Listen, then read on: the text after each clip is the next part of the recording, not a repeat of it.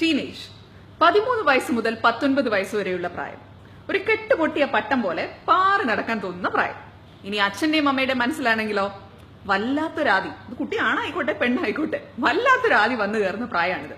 കാരണം ചൈൽഡ്ഹുഡിൽ നിന്നും അടുത്ത സ്റ്റേജിലേക്ക് കയറുമ്പോൾ കുട്ടികൾ ചില കാര്യങ്ങളിൽ സ്വഭാവ വ്യത്യാസം കാണിക്കാൻ തുടങ്ങും. അപ്പൊ ഇതിനെ എങ്ങനെയാ ഹാൻഡിൽ ചെയ്യേണ്ടതെന്നുള്ള കാര്യത്തിൽ പാരന്റ്സ് വല്ലാണ്ട് കൺഫ്യൂസ്ഡ് ആവും. അപ്പോൾ ചില കാര്യങ്ങൾ കാണുമ്പോഴത്തേന് ദേഷ്യം വരും, പെട്ടെന്ന് ദേഷ്യപ്പെടും. അപ്പൊ കുട്ടി എന്താ വിചാരിക്കുക, അത്രയും നാളും എല്ലാ കാര്യത്തിനും എന്ന് സമ്മതം മൂളിക്കൊണ്ടിരുന്ന പാരന്റ് പെട്ടെന്നൊരു ദിവസം എന്നെ വല്ലാതെ കാര്യങ്ങളിൽ റെസ്ട്രിക്ട് ചെയ്യുന്നു. ഈ റെസ്ട്രിക്ഷൻ ഉണ്ട് എന്ന് മനസ്സിലാക്കുന്ന സമയത്ത് കുട്ടി വല്ലാണ്ട് ഇതിനെതിരെ റിയാക്ട് ചെയ്യാൻ തുടങ്ങും. അപ്പൊ പാരന്റ്സിന് ഒന്നും കൂടി ദേഷ്യം കയറും, പിന്നെ വീട്ടിൽ വല്ലാണ്ട് ബഹളം തുടങ്ങും. മിക്കവാറും പാരന്റ്സ് പറയുന്ന കാര്യമാണ്, കുട്ടി ഞാൻ പറയുന്നത് കേൾക്കണില്ല, എന്നോട് എപ്പോഴും ദേഷ്യപ്പെടുക. അമ്മമാരൊക്കെ വന്ന് സങ്കടത്തോടെ ഈ കാര്യം പറയുമ്പോൾ പലപ്പോഴും തോന്നിയിട്ടുണ്ട്, എന്താ വീടുകൾക്കുള്ളിൽ സംഭവിക്കുന്നത്? അമ്മയും മകളും തമ്മിലുള്ള ബന്ധം, അച്ഛനും മകനും തമ്മിലുള്ള ബന്ധം, എന്താ ബന്ധങ്ങൾക്കിടയിൽ ഇങ്ങനെ സംഭവിക്കുന്നത്? അതും ഈ പറയുന്ന ടീനേജിലേക്ക് എൻ്റർ ചെയ്യുമ്പോൾ.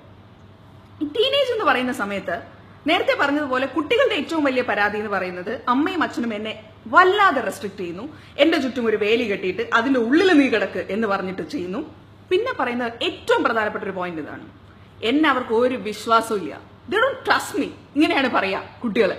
നിങ്ങളൊന്ന് ആലോചിച്ച് നോക്കിയേ, നമ്മുടെയൊക്കെ വീടിന് ചുറ്റും മതിലില്ലേ? നല്ലൊരു പൂന്തോട്ടം ഉണ്ടെങ്കിൽ നമ്മൾ അതിന് ചുറ്റും ഒരു വേലി കെട്ടില്ലേ?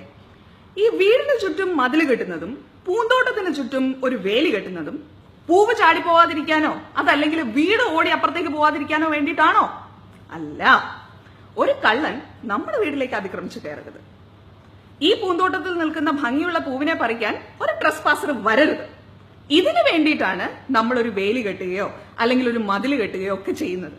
അല്ലാതെ പൂവിനെ പേടിച്ചിട്ടല്ല, പൂവ് ഓടിപ്പോന്ന് വിചാരിച്ചിട്ടല്ല. അതുപോലെ തന്നെയാണ് നിങ്ങളുടെ കാര്യം, നിങ്ങളെ വിശ്വാസം ഇല്ലാത്തതുകൊണ്ടല്ല. പക്ഷേ നിങ്ങളുടെ വീട്ടിലെ ഏറ്റവും ഭംഗിയുള്ള, ഏറ്റവും സുന്ദരമായ, ഏറ്റവും വാല്യുബിൾ ആയിട്ടുള്ള പൂവാണ് നിങ്ങൾ. ആ പൂവിനെ ആരെങ്കിലും തട്ടിക്കൊണ്ടുപോയാലോ എന്നൊരു പേടി പാരന്റ്സിന് ഉണ്ടാവില്ലേ? അതുകൊണ്ടല്ലേ ഈ പറയുന്ന ഒരു ഇൻവിസിബിൾ വേലി അവർ കെട്ടുന്നത്.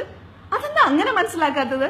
നിങ്ങൾ എന്താ വിചാരിക്കുന്നത്, അവരെപ്പോഴും എന്നെ റെസ്ട്രിക്ട് ചെയ്യുന്നു, എന്നോട് അവർക്ക് വിശ്വാസമില്ല? ഒരിക്കലും അല്ല. നിങ്ങളല്ലാണ്ട് ആരെയാ നിങ്ങൾ പാരന്റ്സ് വിശ്വസിക്കുക? പക്ഷെ അവർ ഭയപ്പെടുന്നത് സമൂഹത്തിനെയാണ്, അല്ലെങ്കിൽ മറ്റു വ്യക്തികളെയാണ്. അവര് കാരണം എന്റെ കുഞ്ഞിനൊരു അബദ്ധം ഉണ്ടാവാൻ പാടില്ല, എന്റെ കുട്ടിക്ക് ഒരു പ്രശ്നത്തിൽ ചെന്ന് ചാടാനുള്ള ഇട ഉണ്ടാകരുത്, അതുകൊണ്ട് മാത്രമാണ് അങ്ങനെ ചെയ്യുന്നത്. അങ്ങനെ ഒന്ന് ചിന്തിക്കാൻ ശ്രമിക്കും. ഇനി പാരന്റ്സിനോട്, നമ്മൾ ടീനേജിലേക്ക് കുട്ടികൾ എൻ്റർ ചെയ്യുമ്പോൾ കുട്ടികളെ പഠിപ്പിച്ചു കൊടുക്കാൻ ഒരുപാട് കാര്യങ്ങളുണ്ട്. ആ ഒരുപാട് കാര്യങ്ങളിൽ ഒരുപക്ഷെ ഞാൻ പറയും, ഈ പറയുന്ന ഒത്തിരി പാരന്റ്സിനെയും കുട്ടികളെയും ഒക്കെ കണ്ടതിന്റെ അനുഭവത്തിൽ പറയാണ് കേട്ടോ.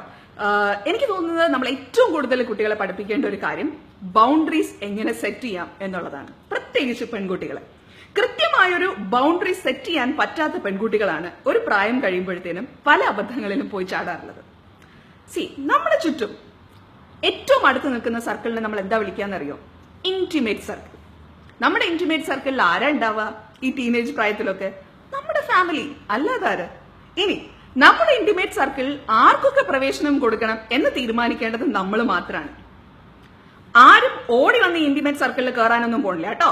നമ്മൾ അവിടെ നിൽക്കും എന്ന് പറഞ്ഞു കഴിഞ്ഞാൽ നിൽക്കും. പക്ഷെ നമ്മൾ ആ ഇന്റിമേറ്റ് സർക്കിളിലേക്ക് കയറാനുള്ള അനുവാദം അത് നമ്മുടെ ബോഡി ലാംഗ്വേജ് കൊണ്ടായിരിക്കാം, നമ്മുടെ ചില പ്രവൃത്തികൾ കൊണ്ടായിരിക്കാം, നമ്മുടെ ചില സംസാര രീതികൾ കൊണ്ടായിരിക്കാം. അതുകൊണ്ട് ഒരു ചെറിയ പോസിറ്റീവ് സിഗ്നൽ നിങ്ങൾ കൊടുത്തു നോക്ക്, മറ്റുള്ളവരെല്ലാം ഓടി കയറി വരാൻ ശ്രമിക്കും ഈ ഇന്റിമേറ്റ് സർക്കിളിനകത്ത്. കാരണം നിങ്ങൾ അത്രയും ബ്യൂട്ടിഫുൾ ആണ്, നിങ്ങൾ അത്രയും പ്രഷ്യസ് ആണ്, നിങ്ങൾ അത്രയും വാല്യുബിൾ ആണ്. Come on girls. സോ ഈ ആൾക്കാർക്ക് ഇതിനുള്ളിലേക്ക് കയറാനുള്ളൊരു അനുവാദം കൊടുക്കാതിരിക്കേണ്ടത് നമ്മളാണെന്ന് മനസ്സിലാക്കുക. ഇത് കൃത്യമായ രീതിയിൽ പറഞ്ഞു കൊടുക്കേണ്ടത് പാരന്റ്സിന്റെയും ചുമതലയാണ്. ഈ ഇന്റിമേറ്റ് സർക്കിളിലേക്ക് ആരെങ്കിലും വന്ന് കയറുമോ എന്നുള്ള ഭയമാണ് ശരിക്കും പറഞ്ഞു കഴിഞ്ഞാൽ പാരന്റ്സിനെ പല റെസ്ട്രിക്ഷൻസും വയ്ക്കാനായി പ്രേരിപ്പിക്കുന്നത്. അതിന് നിങ്ങൾ എടുക്കേണ്ടത് ഒരിക്കലും ഒരു നെഗറ്റീവ് സെൻസിലല്ല. എന്റെ അമ്മയ്ക്കും എന്റെ അച്ഛനും എന്നെ വിശ്വാസമില്ല എന്ന അർത്ഥത്തിലല്ല അതിനെ നിങ്ങൾ കാണേണ്ടത്. മറിച്ച് അവർക്ക് നിങ്ങളോടുള്ള സ്നേഹമാണ് അതിനകത്ത് പ്രതിഫലിക്കുന്നത് എന്നുള്ളത് മനസ്സിലാക്കുക. ഇനി ബൗണ്ടറീസ് സെറ്റ് ചെയ്യുമ്പോൾ ഒരുപാട് കാര്യങ്ങൾ പെൺകുട്ടികളെ ശ്രദ്ധിക്കാനുണ്ട്.